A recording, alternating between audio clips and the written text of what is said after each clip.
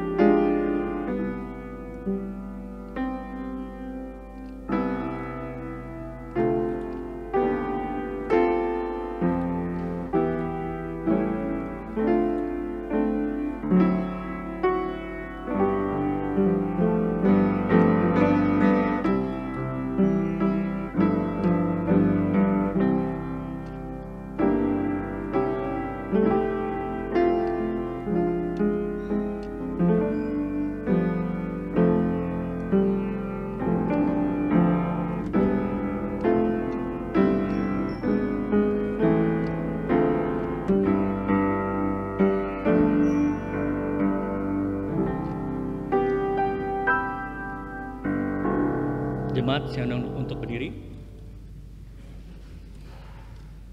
Firman Tuhan berkata, "Bersyukurlah kepada Tuhan, serukanlah namanya, perkenalkanlah perbuatannya di antara bangsa-bangsa. Bernyanyilah baginya, bermasmurlah baginya, percakapkanlah segala perbuatannya yang ajaib. Bermegahlah di dalam namanya yang kudus, biarlah bersuka hati orang-orang yang mencari Tuhan. Pertolongan kepada kita adalah di dalam nama Allah, yang menjadikan langit dan bumi. Turunlah kiranya atas kita sekalian anugerah dan sejahtera daripada Allah Bapa dan daripada anaknya Yesus Kristus. Amin." Dengan tetap berdiri, mari kita menyanyi lagu dari nomor 229 bait yang pertama dan yang kedua.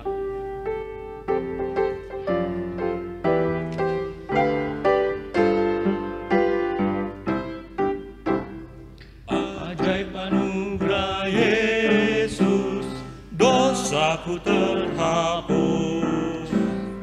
Jiwaku tak berkata betapa indahnya, bebanku dihilangkan, jiwaku terlepas. Ajaiblah keselamatan anugerah Tuhan. Ajaiblah anugerah Tuhan, anugerahnya Yesus, lebih dalam dari laut besar, laut yang besar. Anugerahnya yang sempurna bagiku, yang menutupi segenap celaku. Jauh besarlah dari dosaku, besarkan nama Yesus yang terindah puji.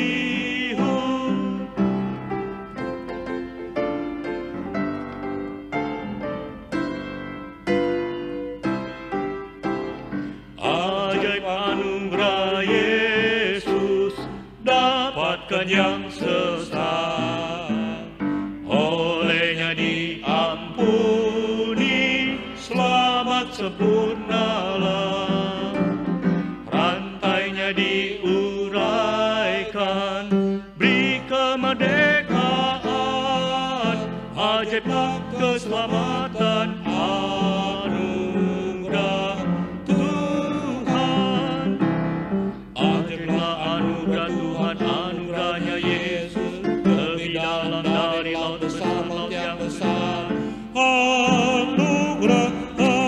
Anugerahnya yang sempurna bagiku, yang menutupi segenap celaku. Jauh besarlah dari dosaku, besarkan nama Yesus yang terindah pujimu. Amin. Silakan duduk. Mari kita berdoa.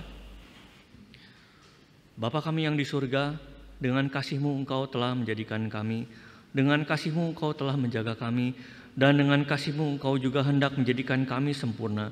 Dengan rendah hati kami mengaku bahwa kami tidak mengasihi-Mu dengan segenap hati, roh, dan jiwa kami. Kami juga tidak mengasihi sama kami manusia, sebagaimana Kristus telah mengasihi kami. Memang Engkau di dalam kami, tetapi keinginan daging kami telah membuat kami lupa akan kehendak-Mu. Ampunkanlah kami Bapa, Tolonglah kami agar kami bertobat dari dosa-dosa kami dan hidup kami yang salah. Pimpinlah kami dengan roh-Mu, agar kami dapat berlaku seperti yang Engkau kehendaki, sehingga kami dapat masuk ke dalam kemuliaan-Mu yang sempurna, demi Yesus Kristus Tuhan kami, yang telah menjadikan kami berdoa. Bapa kami yang di surga, dikuduskanlah nama-Mu, datanglah kerajaan-Mu, jadilah kehendak-Mu di bumi seperti di surga. Berilah kami pada hari ini makanan kami yang secukupnya, dan ampunilah kami akan dosa kami, seperti kami juga mengampuni orang yang bersalah kepada kami. Janganlah membawa kami ke dalam pencobaan, tetapi lepaskanlah kami daripada yang jahat. Karena Engkau lah yang mempunyai kerajaan dan kuasa dan kemuliaan sampai selama-lamanya. Amin. Kita akan lanjutkan kembali dengan menyanyi dari NKI nomor 189, bait yang pertama dan yang kedua.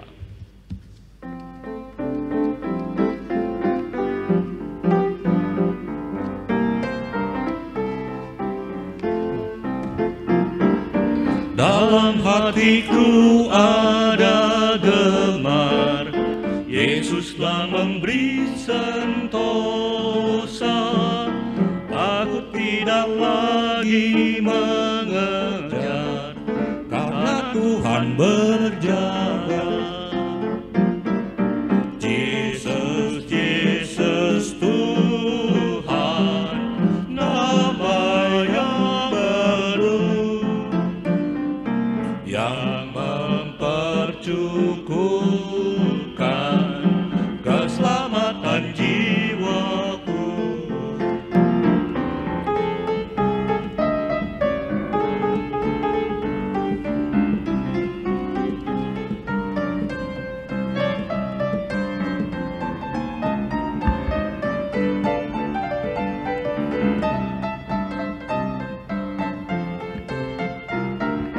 Waktu hidupku amat cemar, jauhlah dari kesenangan. Hanya darah Yesus sebenar, ubahkan periku sekalian. Yesus, Yesus Tuhan, nama yang merdu, yang mempercukupkan keselamatan jiwaku. Amin.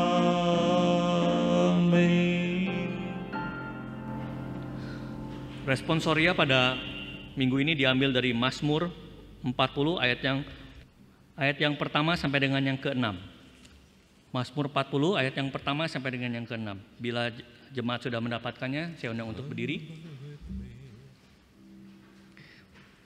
Kita akan membacanya secara bersaut-sautan dan pada ayat yang terakhir bersama-sama. Mazmur 40 ayat yang pertama sampai dengan yang ke-6. Syukur dan doa. Untuk pemimpin biduan Mazmur Daud. Aku sangat menanti-nantikan Tuhan, lalu Ia menjenguk kepadaku dan mendengar teriakku minta tolong. Lumpur rawa, Ia menempatkan kakiku di atas bukit batu, menetapkan langkahku. Ia memberikan nyanyian baru dalam mulutku dan memuji Allah kita. Banyak orang akan melihatnya dan menjadi takut, lalu percaya kepada Tuhan. Berbahagialah orang yang menaruh percayanya pada Tuhan, yang tidak berpaling pada orang-orang yang angkuh atau kepada orang-orang yang telah menyimpang kepada kebohongan. Bersama-sama, banyaklah yang telah Kau lakukan, ya Tuhan Allahku. Perbuatanmu yang ajaib dan maksudmu untuk kami, tidak ada yang dapat disejajarkan dengan Engkau. Aku mau memberitakan dan mengatakannya, tetapi terlalu besar jumlahnya untuk dihitung. Amin. Gloria Patri.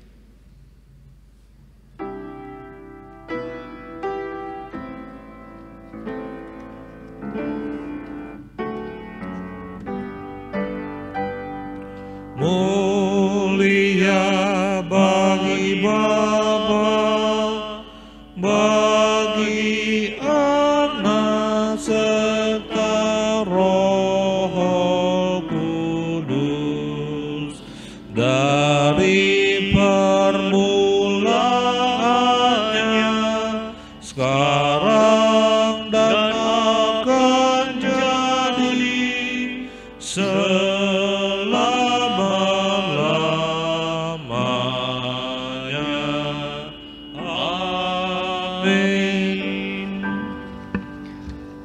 Marilah bersama dengan umat Kristiani di seluruh dunia kita mengikrarkan pengakuan iman kita. Hendaklah masing-masing kita berkata demikian.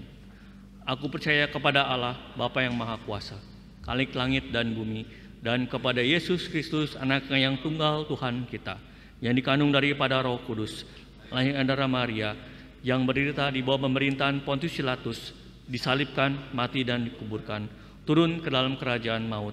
Pada hari yang ketiga bangkit antara mati, naik ke surga, duduk sebelah kanan Allah Bapa yang Maha Kuasa, dan akan datang dari sana untuk menghakimi orang yang hidup dan yang mati. Aku percaya kepada Roh Kudus, Gereja yang kudus dan am, persekutuan orang yang kudus, pengampunan dosa, kebangkitan daging dan hidup yang kekal. Amin. Silakan duduk.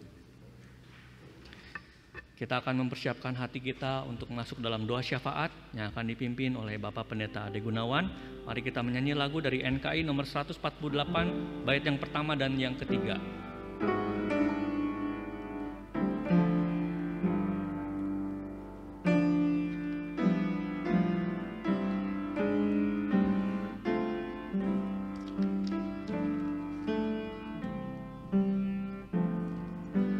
Tinggal sertaku, hari telah senja, makin gelap ya Tuhan tinggallah dikala hilang pertolongan pun, Maha Penolong tinggal sertaku.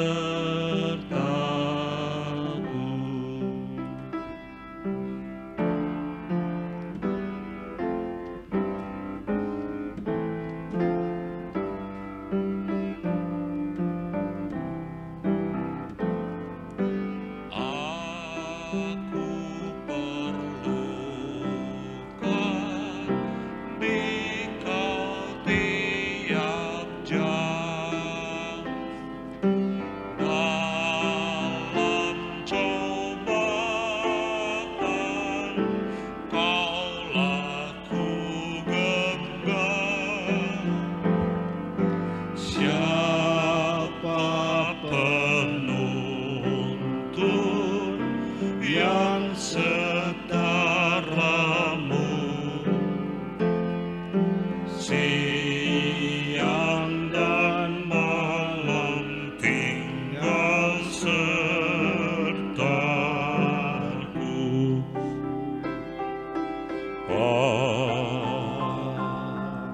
Amin.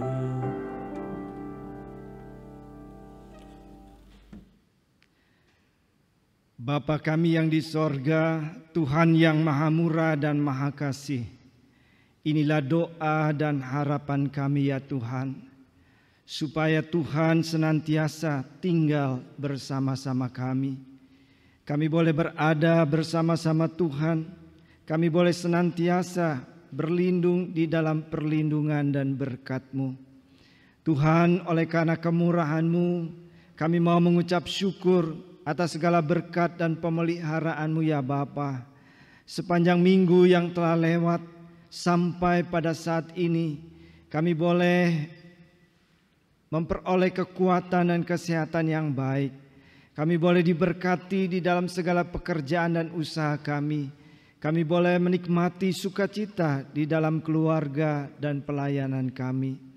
Semuanya adalah karena berkat penyertaan dan kemurahan Tuhan.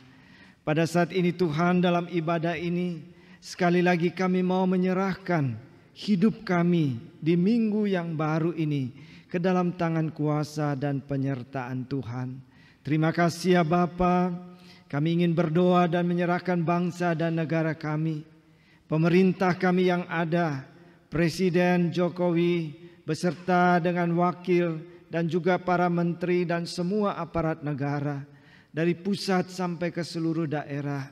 Tuhan, kami mau mendukung mereka di dalam doa kami.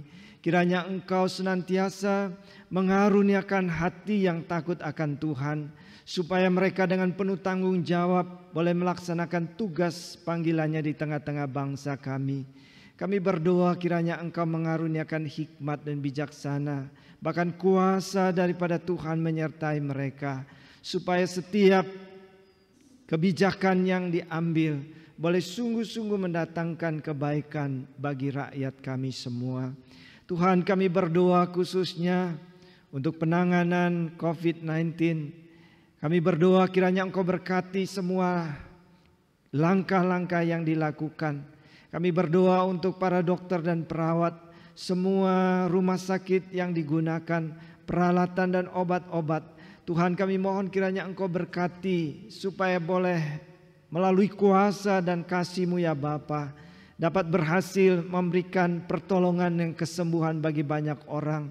Demikian pula Tuhan, bagi mereka yang sedang mengalami COVID, bila Engkau memberi kekuatan di dalam hati dan iman mereka, supaya mereka tetap percaya dan bersandar serta berharap kepada Tuhan yang pada waktunya akan memberikan pertolongan dan kesembuhan. Terima kasih ya Bapa. Pada saat ini ya Tuhan, kami mau berdoa untuk gereja kami. Kami menyerahkan para hamba Tuhan dan semua majelis, bahkan semua pelayan ibadah, semua mereka yang mengambil bagian di dalam pelayanan, baik di dalam gereja-Mu maupun di luar gedung gereja ini Tuhan. Kami berdoa ini kiranya hikmat dan kuasa Tuhan menyertai setiap kami, boleh menjadi saluran berkat yang memberikan pertolongan kepada setiap orang yang kami jumpai, menolong mereka untuk bertumbuh di dalam iman dan kerohaniannya, bahkan di dalam segala kebutuhan hidup mereka. Terima kasih ya Tuhan. Kami berdoa untuk pelayanan baik di Gereja Bandung Barat, untuk pos kami di Padalarang, yang ada di Sendawar, yang ada di Balikpapan. Tuhan, di dalam segala kelemahan dan keterbatasan kami, kiranya Engkau yang memberkati pelayanan kami, boleh memenangkan banyak jiwa untuk hormat dan kemuliaan nama Tuhan. Kami berdoa ya Tuhan, khususnya gereja kami di Bandung Barat ini yang merencanakan untuk membuka kembali ibadah di gedung gereja pada tanggal 6 Desember yang akan datang. Tuhan, Engkau tahu akan isi hati kami. Tuhan, Engkau tahu akan kerinduan daripada setiap kami untuk berkumpul di dalam rumah Tuhan, boleh beribadah menyembah Tuhan, memuji dan mendengarkan sabda Tuhan, mempersembahkan persembahan kami yang terbaik kepada Tuhan bersama-sama di dalam komunitas kami Tuhan. Kami boleh saling menguatkan dan mendorong, mengasihi satu dengan yang lain. Tuhan, berkatilah segala rencana kami ini, supaya pada waktunya dapat terlaksana dengan baik. Setiap kali kami beribadah boleh membawa hormat kemuliaan nama Tuhan, menyenangkan hati Tuhan, dan menjadi saksi Tuhan yang baik di tengah-tengah dunia ini. Kami juga berdoa ya Tuhan untuk rencana Konferensi Resort Bandung Barat yang akan dilaksanakan pada tanggal 6 Desember. Kiranya Tuhan memberkati, kami boleh mempersiapkan pelayanan untuk tahun yang akan datang dengan sebaik-baiknya. Terima kasih Bapa, kami berdoa untuk seluruh jemaat kami. Hamba-Mu mengangkat tangan kepada Tuhan dan berdoa, menyerahkan mereka masing-masing ke dalam tangan pemeliharaan Tuhan. Kiranya Engkau memberikan kesehatan yang baik, kiranya Engkau memberkati kehidupan rumah tangga dan keluarga kami masing-masing. Jika ada kesulitan yang kami hadapi, Tuhan yang memberikan pertolongan dan jalan keluar. Berkatilah ya Tuhan anak-anak kami, adik-adik kami yang sedang dalam pendidikan, baik di TK maupun sampai ke perguruan tinggi. Kiranya hikmat dan pertolongan Tuhan menyertai mereka. Walaupun pada umumnya mereka masih melalui online di dalam pendidikan ini, tetapi biarlah tidak menjadi halangan, mereka boleh tetap bertumbuh di dalam pengetahuan dan pendidikannya. Pada waktunya mereka akan berhasil mendapatkan masa depan yang baik daripada Tuhan. Terima kasih ya Bapa. Hamba-Mu berdoa menyerahkan mereka yang mungkin di dalam kelemahan tubuh dan sakit. Kiranya Engkau melawat mereka Tuhan. Engkau berkati segala usaha pengobatannya. Dan Engkau berkati, biarlah melalui segala sakit penyakit yang mereka alami, mereka boleh tetap hidup lebih dekat dan tetap percaya kepada Tuhan. Terima kasih ya Bapa, inilah doa kami yang tidak sempurna. Kiranya Engkau yang menyempurnakan dan mengabulkan segala yang baik untuk setiap kami. Dalam nama Tuhan Yesus Kristus, Juru Selamat kami yang hidup, kami berdoa. Amin.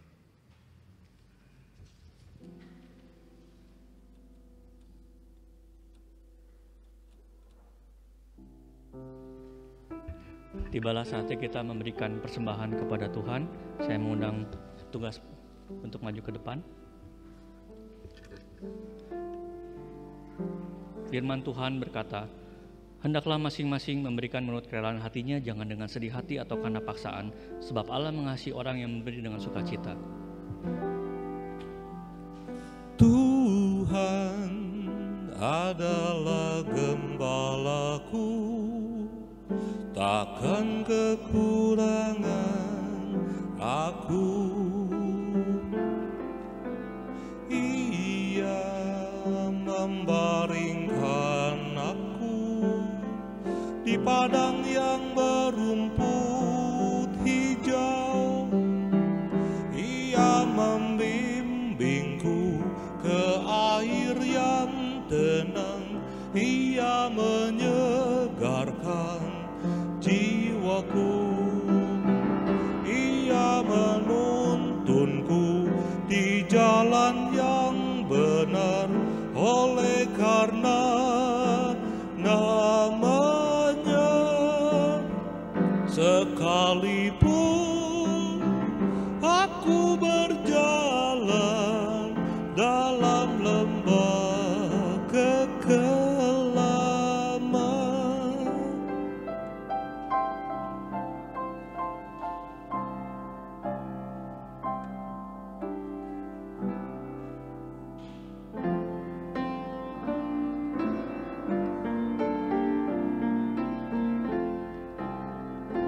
mohon Tuhan memberkati persembahan kami ini, agar dapat digunakan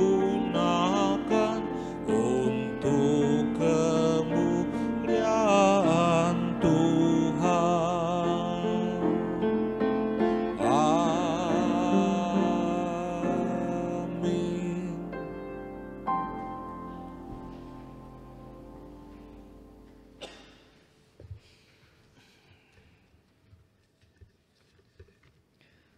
Firman Tuhan pada pagi hari ini akan disampaikan oleh Bapak Pendeta Adi Gunawan. Mari kita kembali memuji Tuhan dengan menyanyi lagu nomor NKI 232, bait yang pertama dan yang keempat.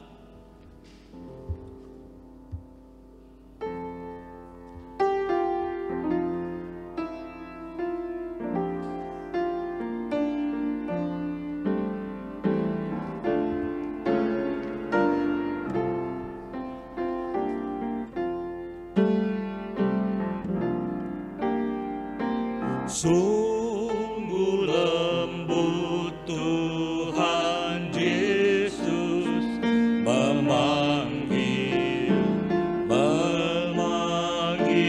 aku dan kau. Lihatlah Dia prihatin menunggu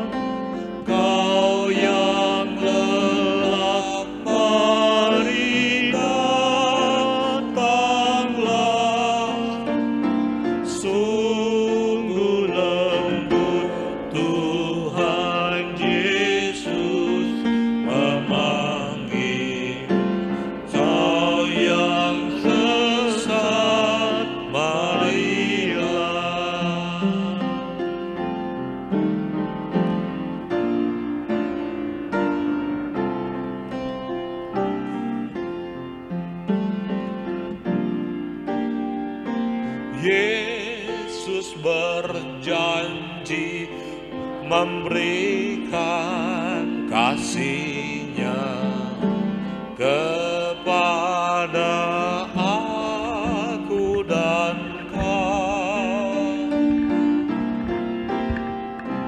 Ia mengampuni orang berdosa seperti aku dan kau.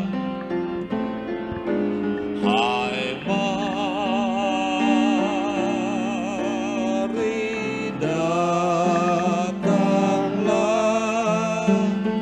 kau yang lelah, mari datanglah.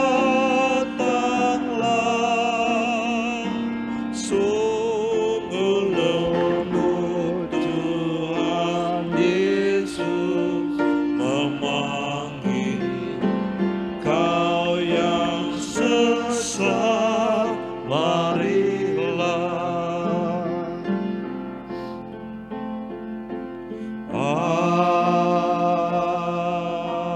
Amin. Mari kita berdoa. Bapa di sorga, sebelum kami mendengarkan firman-Mu, hamba-Mu ingin berdoa untuk jemaat kami, yaitu Ibu Bertina, yang pada tanggal 2 kemarin berulang tahun. Tuhan, terima kasih untuk kasih dan pemeliharaan Tuhan untuk hamba-Mu ini sampai pada saat ini. Kami berdoa dan mohon kiranya Engkau memberikan umur yang panjang dan kesehatan yang baik untuk Ibu Bertina. Biarlah sukacita daripada Tuhan senantiasa melimpah di dalam kehidupannya. Kami berdoa untuk suaminya, Bapak Sony Mangunsong. Kiranya Engkau juga memberkati kedua suami istri ini Tuhan. Engkau memimpin kehidupan mereka setiap hari dan memberkati apa yang mereka kerjakan, boleh mendapatkan hasil yang baik daripada Tuhan. Berkatilah anak-anak mereka di dalam rumah tangga, di dalam pekerjaan mereka masing-masing. Kiranya Engkau yang menuntun mereka memperoleh hari depan yang berkelimpahan di dalam Tuhan. Terima kasih Bapa. Sekarang kami mau membaca dan merenungkan firman-Mu. Kiranya Roh-Mu yang kudus menolong kami menyingkapkan sabda Tuhan dan mendengarkan suara Tuhan boleh berbicara kepada setiap kami. Dalam nama Tuhan Yesus, firman yang hidup kami berdoa. Amin. Shalom Bapak Ibu yang dikasihi Tuhan. Mari kita bersama-sama membuka Injil Markus pasal yang kedua, ayat 1 sampai ayat yang ke-12. Injil Markus pasal yang kedua ayat 1 sampai ayat yang ke-12, demikian firman Tuhan. Kemudian sesudah lewat beberapa hari, waktu Yesus datang lagi ke Kapernaum, tersiarlah kabar bahwa Ia ada di rumah. Maka datanglah orang-orang berkerumun sehingga tidak ada lagi tempat, bahkan di muka pintu pun tidak. Sementara Ia memberitakan firman kepada mereka, ada orang-orang datang membawa kepadanya seorang lumpuh digotong oleh 4 orang. Tetapi mereka tidak dapat membawanya kepadanya karena orang banyak itu. Lalu mereka membuka atap yang di atasnya. Sesudah terbuka mereka menurunkan tilam tempat orang lumpuh itu terbaring.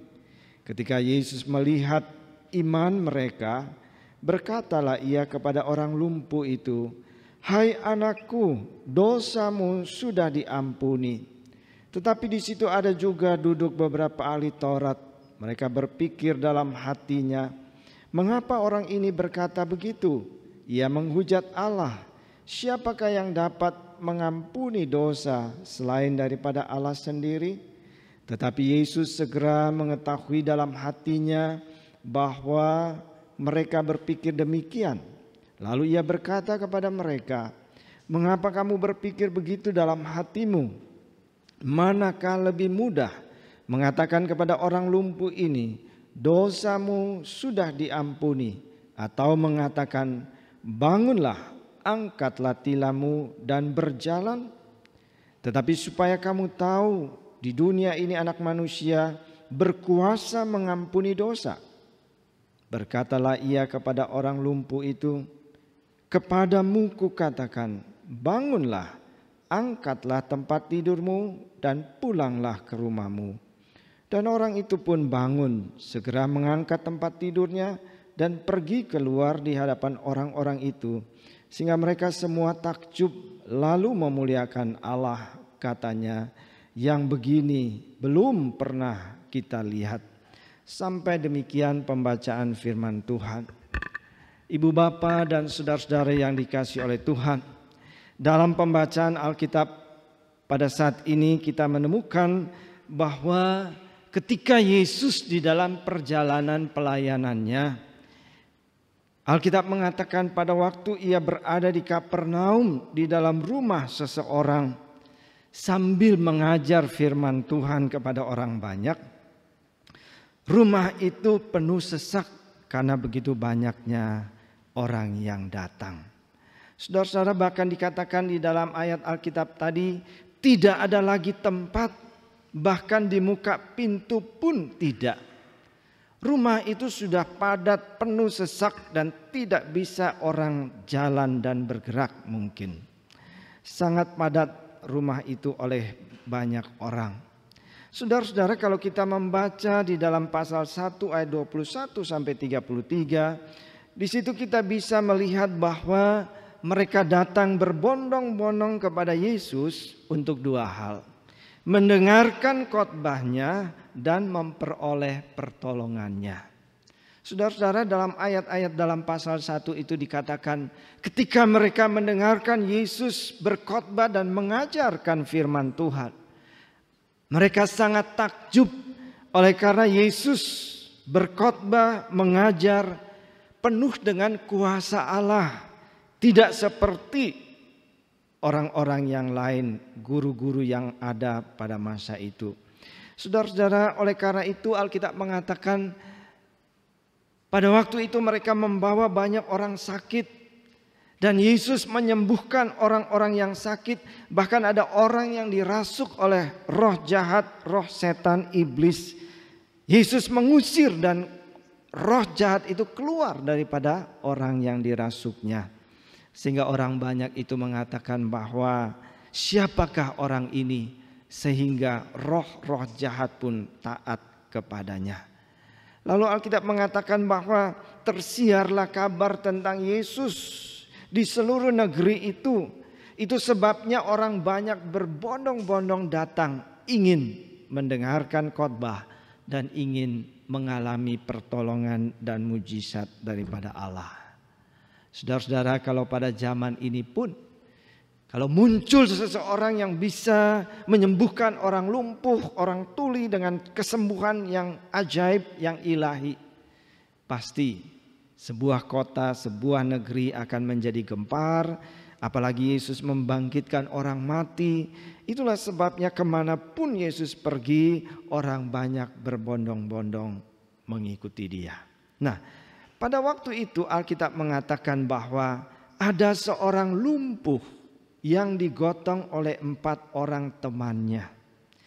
Mereka mengusung dia datang untuk menjumpai Yesus dengan suatu keyakinan, dengan suatu harapan bahwa orang lumpuh ini akan mendapatkan kesembuhan daripada Yesus. Namun ketika mereka tiba di rumah itu di mana Yesus berada, tadi kita sudah mendengar bahwa begitu padatnya orang, maka orang lumpuh ini tidak bisa menjumpai Yesus. Tetapi kita bersyukur bahwa teman-temannya tidak kehilangan akal.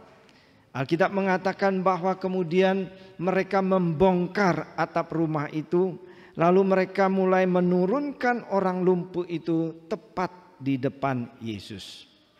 Saudara-saudara, betapa luar biasa teman-temannya ini tidak putus asa. Oleh karena begitu yakin akan kesembuhan yang didapatkan nanti daripada Yesus, mereka berjuang dan berusaha dengan segala daya upaya mereka untuk menyampaikan orang ini berjumpa dengan Yesus. Saudara-saudara, ketika Yesus melihat bagaimana orang lumpuh ini diturunkan dari atap ke depan hadapannya, Yesus tidak merasa terganggu. Yesus tidak marah. Tetapi sebaliknya Yesus memberikan penghargaan kepada mereka, menghargai akan segala daya upaya mereka. Alkitab mengatakan bahwa melihat kesungguhan mereka itu, melihat kesungguhan iman mereka dan upaya mereka, maka Yesus mengampuni dosanya. Dan yang kedua, menyembuhkan penyakitnya. Yesus katakan, dosamu sudah diampuni. Bangunlah, angkatlah tempat tidurmu. Saudara-saudara, artinya bahwa kita melihat hidupnya dipulihkan oleh Allah. Saudara-saudara, luar biasa sekali bagaimana orang lumpuh yang tidak berdaya, yang penuh dengan dosa itu, dengan penuh dengan sakit penyakit, ketika ia datang menjumpai Yesus, ia mendapatkan pengampunan dan kesembuhan, dan hidupnya dipulihkan oleh Allah secara total. Nah, saudara-saudara yang dikasihi oleh Tuhan, pesan firman Tuhan bagi saudara dan saya di dalam ibadah ini ada 3 hal yang kita peroleh.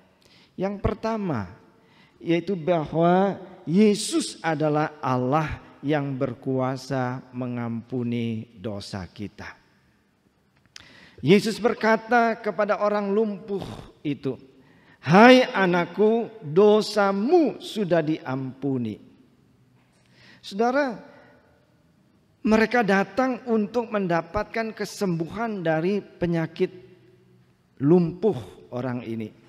Tetapi Yesus ketika melihat iman mereka, Alkitab mengatakan, meresponnya pertama-tama adalah mengatakan, dosamu sudah diampuni. Saudara, kalau titik di situ, bagaimana perasaan orang lumpuh ini?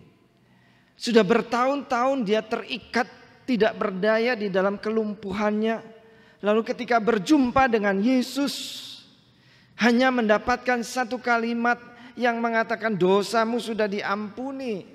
Ya, mungkin ada sukacita, tetapi mungkin dia merasa bahwa aku membutuhkan yang lebih daripada itu. Nah, oleh karena itu saudara-saudara, mengapa ketika orang lumpuh ini dan teman-temannya yang beriman sudah berjumpa dengan Yesus, mengharapkan kesembuhan daripada penyakit fisiknya, tetapi Yesus pertama-tama meresponnya dengan mengatakan, dosamu sudah diampuni. Saudara-saudara, ada 3 hal. Yang pertama, bahwa pengampunan dosa lebih berharga daripada kesembuhan secara fisik. Amin. Bahwa sesungguhnya yang lebih berharga, yang lebih bernilai, yang lebih bernilai kekal dan yang lebih mulia, bukan sekedar sembuh dari sakit lumpuhnya.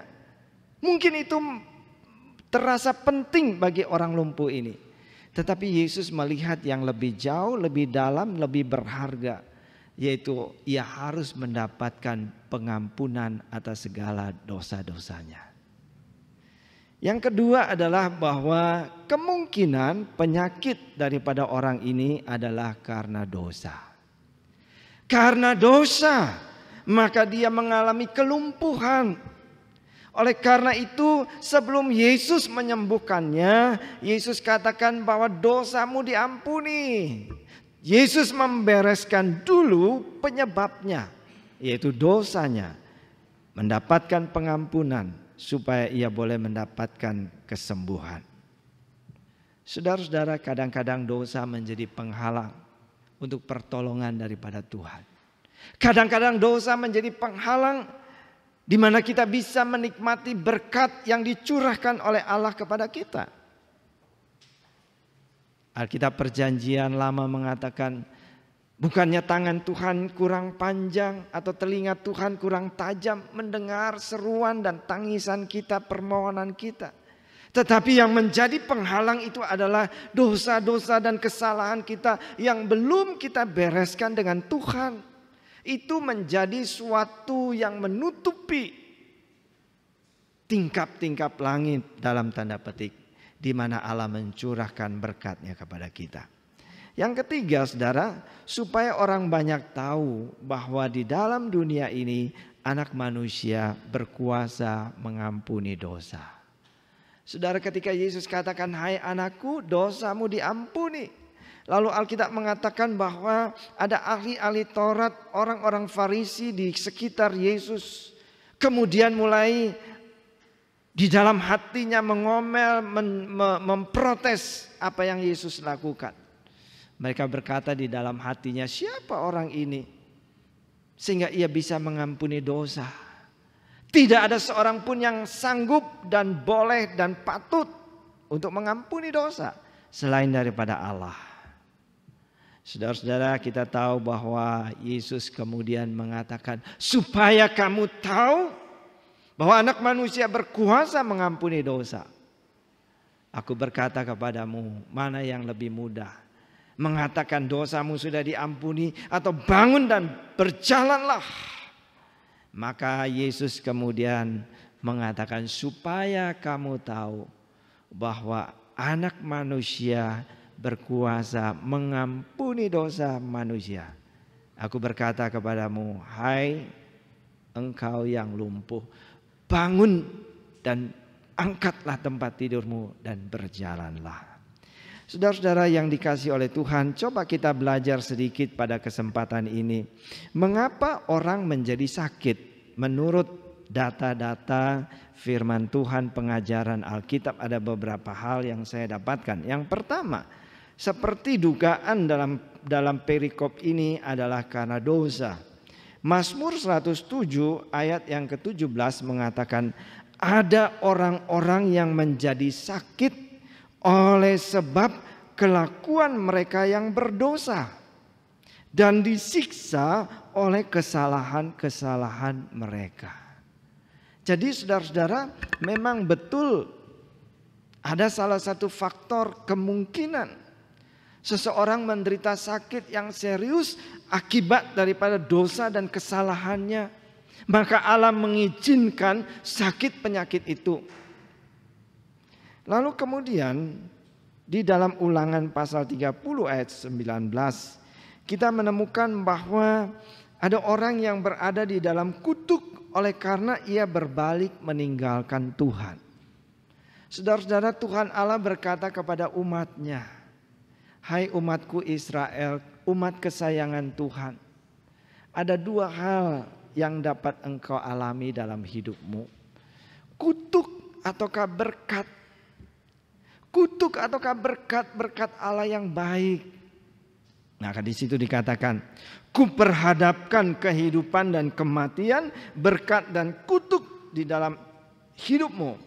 Pilihlah kehidupan supaya engkau hidup, baik engkau maupun keturunanmu.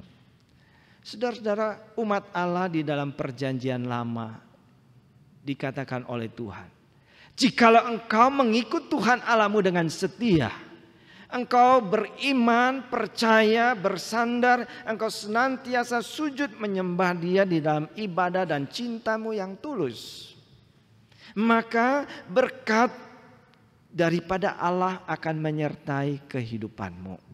Sebaliknya, jikalau engkau berpaling meninggalkan Tuhan Allahmu, engkau berpaling daripada Allah pencipta langit dan bumi, engkau berpaling berjalan menurut keinginan hatimu, apalagi engkau tergoda dan mengikuti penyembahan kepada Allah-Allah, ilah-ilah yang lain. Ketika engkau meninggalkan Tuhan, sumber segala berkat itu, dan engkau mulai mengikuti Allah-Allah lain di dalam kesesatanmu itu, maka Tuhan mengatakan kutuk akan menimpa kehidupanmu. Oleh karena itu di dalam Ulangan 30 ayat 19 Tuhan menghimbau, pilihlah kehidupan. Pilihlah jalan di mana engkau setia kepada Allahmu.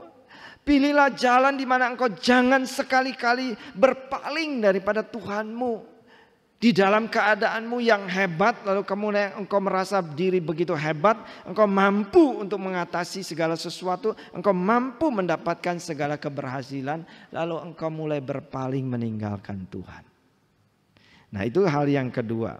Orang yang berada di dalam kutuk oleh karena berpaling meninggalkan Tuhan. Tetapi saudara-saudara tentunya tidak titik di situ.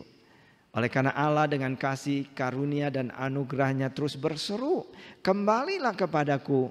Tuhan menanti dengan tangan yang lebar dan penuh cinta. Berpalinglah kembali kepada Allah. Maka engkau akan diampuni dan hidupmu akan dipulihkan dan engkau akan diberkati. Amin. Bahwa kutuk kita ditanggung oleh Yesus. Kutuk kita ditanggung di atas kayu salib, kata firman Tuhan. Di dalam kematian Kristus, segala dosa, kekerasan, kita berpaling kepada Tuhan, semuanya telah dibereskan oleh Kristus. Sehingga kita mendapatkan berkat di dalam pemeliharaan Tuhan. Nah, yang ketiga, oleh karena kuasa iblis. Di dalam Lukas pasal 13 ayat 10 sampai 11, di situ dicatat pada zaman Yesus, dikatakan bahwa ketika Yesus sedang berada di dalam bait Allah, dia mau mengajar firman Tuhan di dalam bait Allah.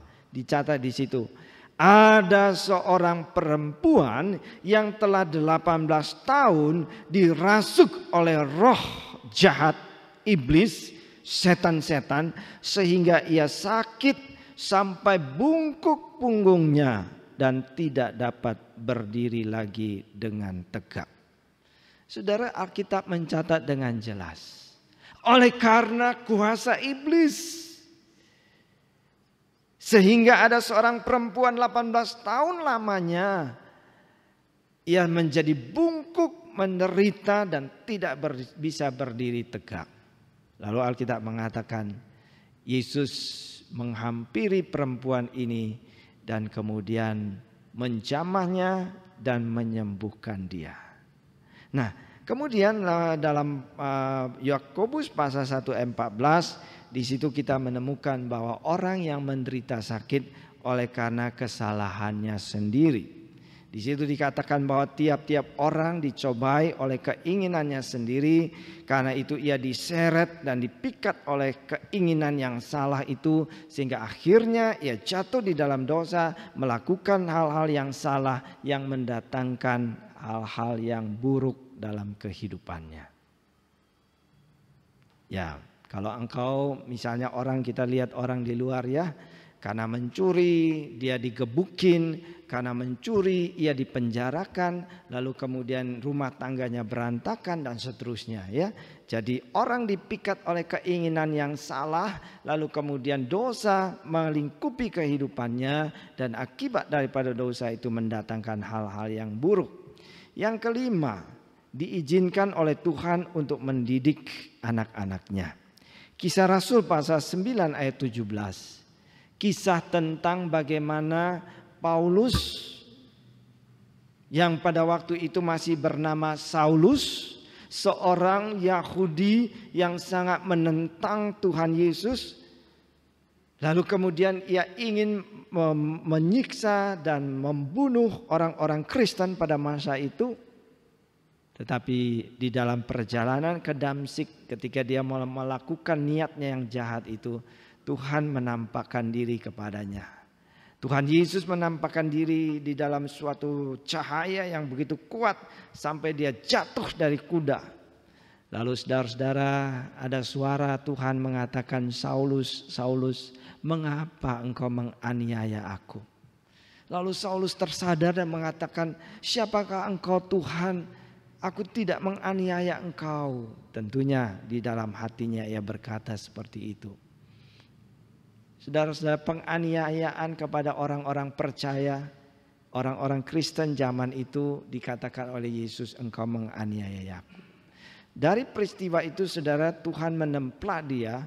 Alkitab mengatakan bahwa matanya menjadi buta. Tetapi kemudian pasal 9 ayat 17 Tuhan mengutus seorang hambanya Ananias. Tuhan katakan, Ananias, pergilah, jumpailah Saulus, tumpangkanlah tangan, doakanlah dia supaya matanya dicelikkan kembali. Paulus menderita sakit, matanya menjadi buta. Oleh karena apa? Karena dia sedang di dalam proses didikan daripada Tuhan. Supaya ia berjumpa dengan Allah, supaya dia mengerti bahwa Yesus adalah Allah yang berkuasa. Dan ketika ia dicelikkan, imannya dikokohkan dan ia kemudian setia melayani Tuhan. Nah, kemudian yang terakhir, supaya nama Tuhan dimuliakan. Kadang-kadang orang sakit bukan karena dosa. Kadang-kadang orang sakit adalah karena Tuhan mengizinkan hal itu, karena Tuhan mempunyai suatu maksud tertentu di dalamnya supaya nama Tuhan dipermuliakan. Saudara-saudara, dalam Injil Yohanes pasal 9 ayat 2 dan 3. Pada suatu kali murid-murid melihat ada seorang yang buta sejak lahir. Lalu mereka bertanya, Rabi, Guru, siapakah yang berbuat dosa? Orang ini sendiri atau orang tuanya sehingga ia dilahirkan buta? Jawab Yesus, bukan dia dan bukan juga orang tuanya, tetapi karena pekerjaan-pekerjaan Allah harus dinyatakan di dalam dia. Bukan karena dosa atau kesalahan, bukan sedang berada di dalam kutuk ataupun kuasa iblis, tetapi karena Tuhan mengizinkan sakit penyakit itu, Tuhan akan memakainya menjadi suatu alat untuk mendatangkan berkat dan kemuliaan. Memang kemudian orang buta ini disembuhkan oleh Yesus. Matanya menjadi celik dan semua orang kemudian memuliakan Allah. Mereka katakan, Allah telah melawat umatnya. Nah, saudara-saudara yang dikasihi oleh Tuhan, kita mau kembali kepada inti pembicaraan kita. Bahwa sesungguhnya Yesus tidak hanya dapat menyembuhkan penyakit kita, tetapi juga Ia mengampuni dosa-dosa kita. Bagian yang pertama di dalam peristiwa orang lumpuh ini adalah bahwa karena firman Tuhan ingin mengajarkan kepada kita, Yesus tidak hanya seorang nabi yang bisa menyembuhkan orang lumpuh dan orang buta, tapi dia adalah Allah yang menjelma menjadi manusia. Dia yang tidak bersalah, dia datang untuk menanggung hukuman dosa manusia supaya manusia mendapatkan kelepasan daripada hukuman dosa mereka. Oleh karena itu saudara-saudara, satu kalimat yang paling populer yang dikatakan oleh Yesus dalam Injil Yohanes pasal 14 ayat 6. Akulah jalan, kebenaran dan hidup. Tidak ada seorang pun yang dapat datang kepada Allah kecuali melalui aku. Saudara-saudara, apa maksud daripada firman Tuhan yang saya jelaskan? Mari kita melihat di dalam aplikasi atau penerapannya. Saudara-saudara, kita ingin disembuhkan dari sakit penyakit kita. Kita ingin supaya hidup kita dipulihkan. Tetapi ada sesuatu yang jauh lebih berharga. Sesuatu yang jauh lebih bernilai. Sesuatu yang lebih utama yang harus kita miliki. Yaitu pengampunan dosa dan keselamatan yang sejati daripada Allah. Amin.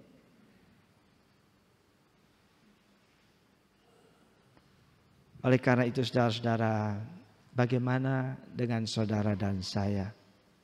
Sudahkah engkau sungguh-sungguh seperti orang lumpuh ini berjumpa dengan Yesus?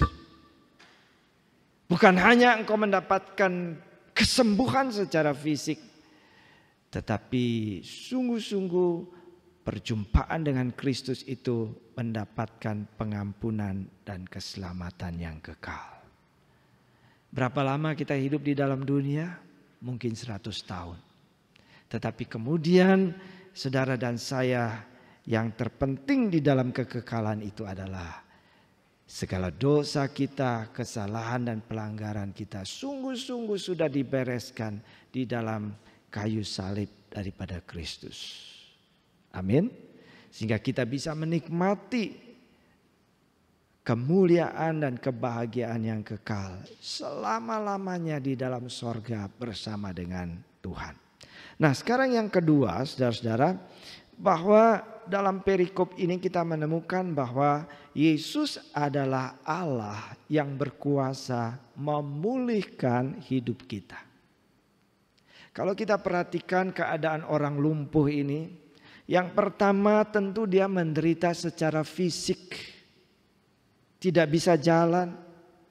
Itu sesuatu yang luar biasa diperlukan dalam hidupnya. Ia menderita juga oleh karena tidak bisa jalan itu, ia menjadi orang yang tidak mandiri. Apa-apa perlu dibantu, dia menjadi invalid, dia membutuhkan orang-orang untuk menolong dia. Ia menjadi orang yang tidak berdaya. Dan dengan demikian hidup terasa hampa, tidak berarti. Ya. Tidak bisa jalan, tidak bisa kerja, tidak bisa berbuat sesuatu. Untuk diri saja sendiri tidak bisa, apalagi berguna untuk orang lain. Hidup terasa hampa dan tidak berarti. Dan di dalam keadaan yang seperti ini Alkitab menyaksikan kepada kita tidak ada jalan keluar. Tidak ada yang dapat menolong dia. Bertahun-tahun lamanya tentunya dia tidak tinggal diam. Kalau kita melihat semangatnya untuk sembuh, orang ini tentunya pada waktu-waktu yang lalu sudah berupaya dengan segala cara untuk mencari pertolongan. Tetapi rupanya tidak ada orang yang dapat menolong dia. Tetapi di dalam keadaan yang demikian rupa, ketika ia berjumpa dengan Yesus, Yesus mengatakan kepadanya, "Kepadamu kukatakan, bangunlah, angkatlah tempat tidurmu." Dan orang itu pun bangun.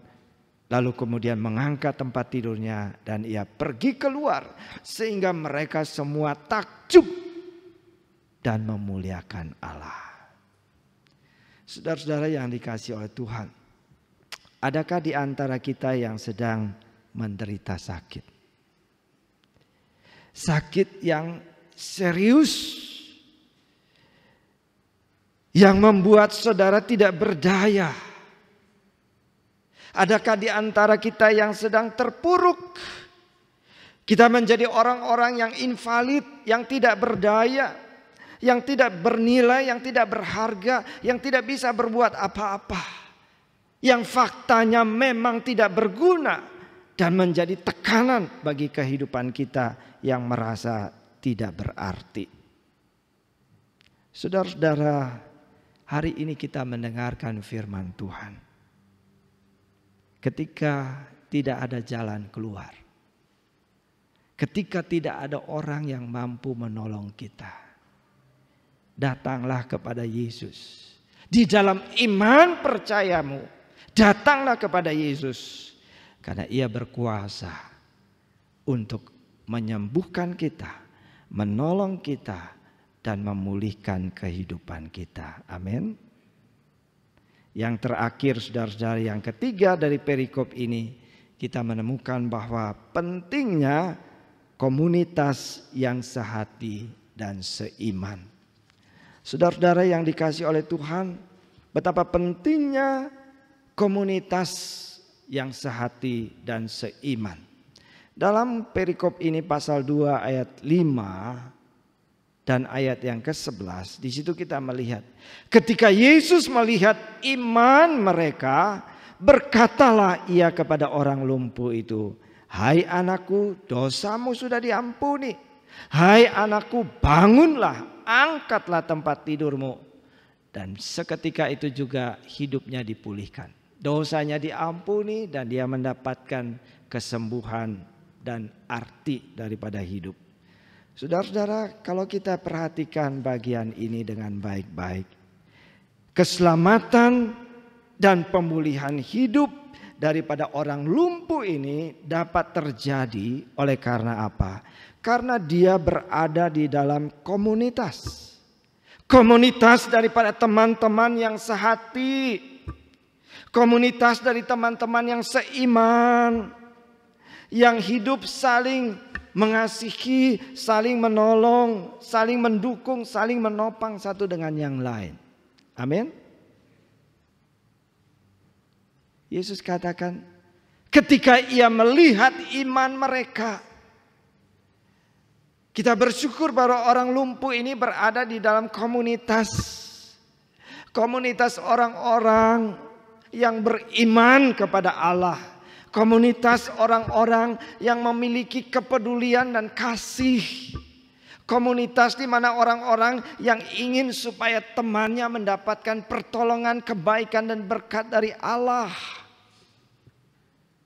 Saudara-saudara yang dikasihi oleh Tuhan, firman Tuhan ini mengajarkan kita bahwa kita sangat membutuhkan teman-teman yang seiman, yang dapat menolong kita ketika kita terpuruk dan tidak berdaya. Kita membutuhkan teman-teman seiman yang menghibur dan menguatkan kita ketika kita berada di dalam kelemahan dan air mata.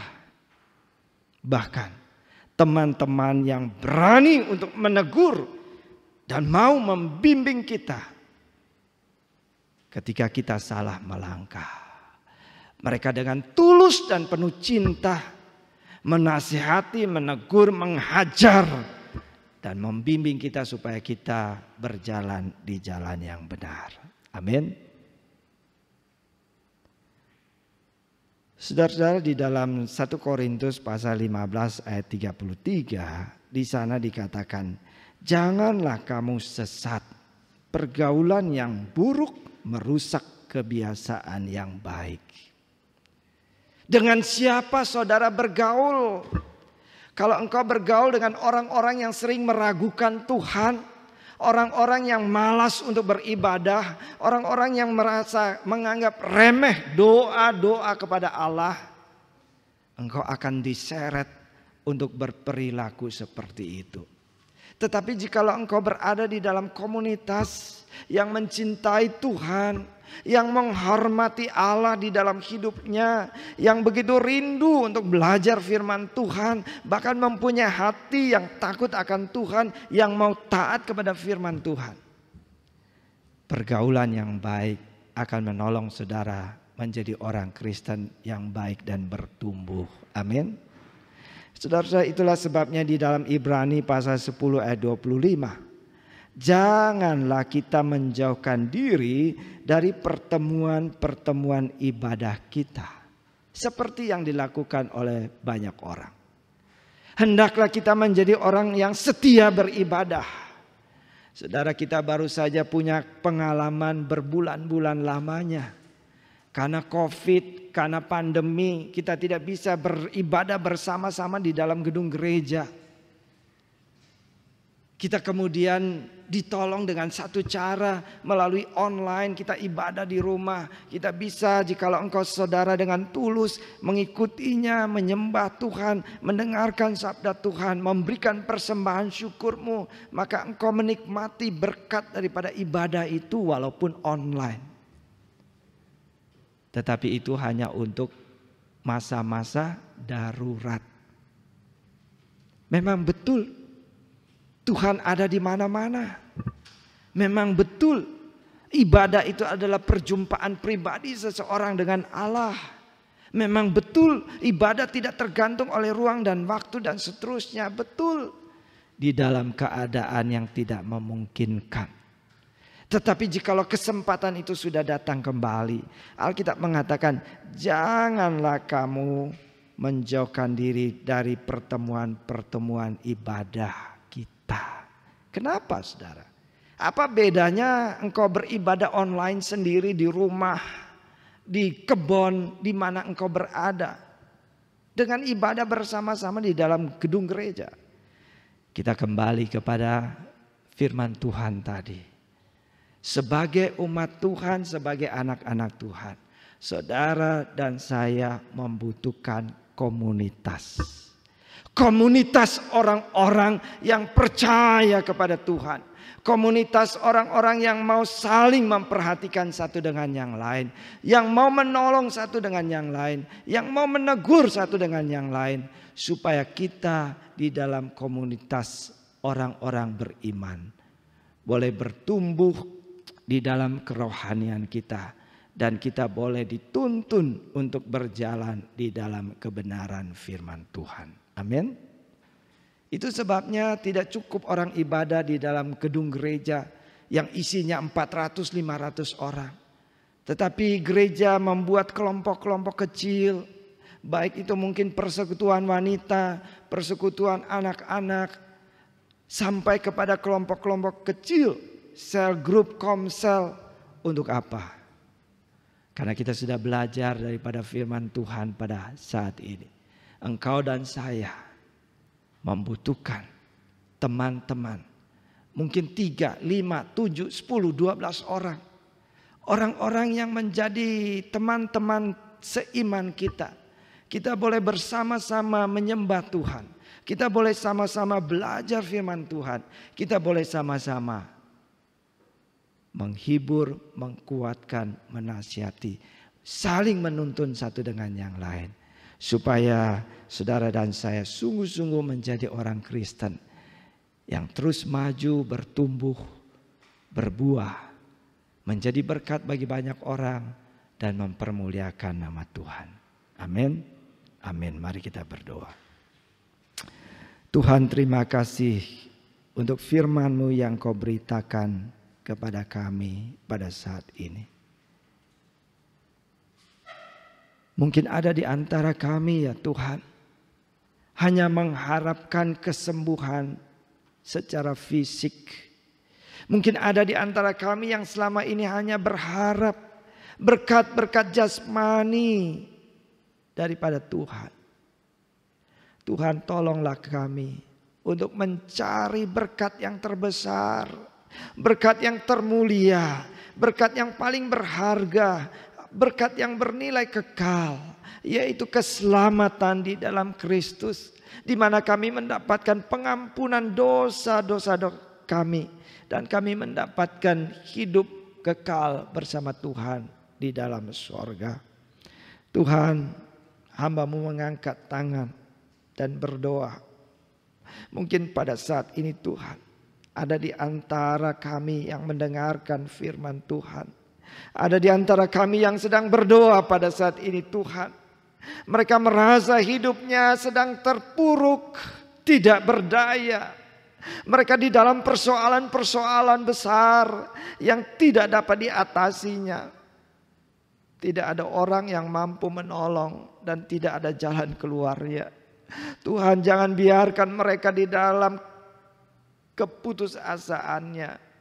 Tuhan, biarlah mereka pada saat ini, hamba-Mu berdoa, kiranya mereka boleh bangkit untuk datang kepada Tuhan. Di dalam kesungguhan imannya, memohonkan pertolongan dan belas kasihan dan kuasa Tuhan. Dengarkanlah doa mereka Tuhan. Lawatlah mereka, jamahlah, berkatilah mereka satu persatu ya Bapa. Terima kasih Tuhan.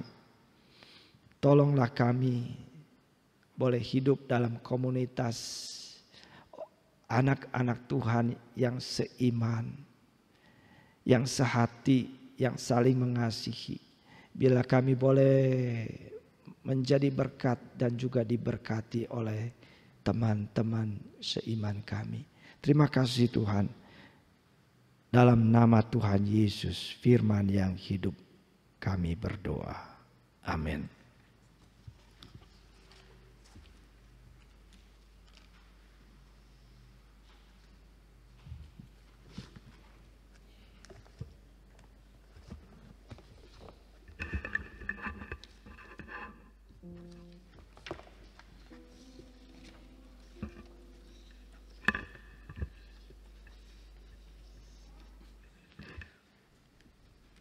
Mari kita bangkit berdiri, kita akan mengakhiri ibadah kita dengan menyanyikan lagu penutup nomor 302, bait yang pertama dan yang keempat.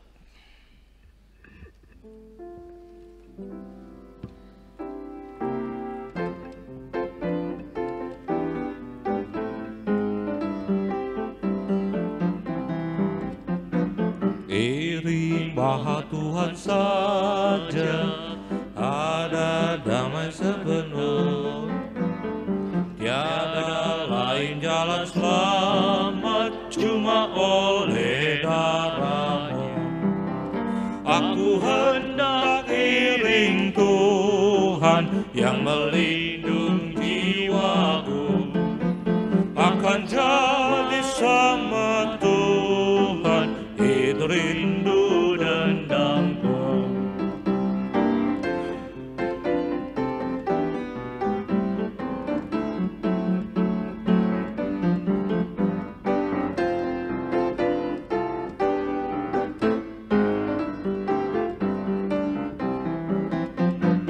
Iring dalam kriat suci, tubuh jiwa nyawanya, dengan kata dengan amal itu rinduku tetap.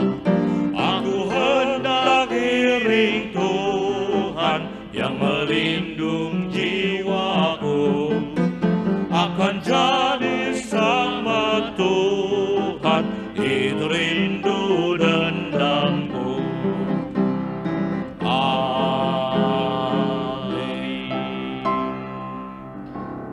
Doksologi pengutusan dan berkat akan dibawakan oleh Bapak Pendeta Ade Gunawan.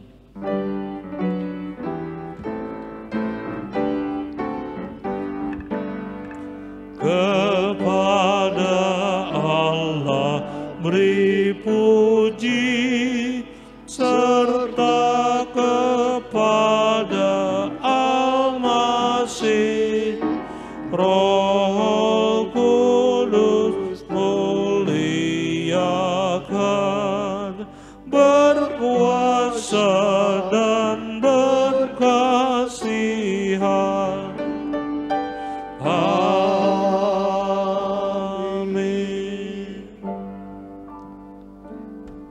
Mari kita tunduk kepala dan mengarahkan hati kita kepada Tuhan untuk menerima berkat dari Tuhan. Kasih karunia dan damai sejahtera dari Allah Bapa kita, pertolongan Tuhan Yesus Kristus, kekuatan dan penghiburan Roh Kudus menyertai saudara yang ada di gedung gereja, saudara yang beribadah di rumah masing-masing, dimanapun saudara berada. Tuhan memberkati engkau. Amin. Amin. Amin. Amin.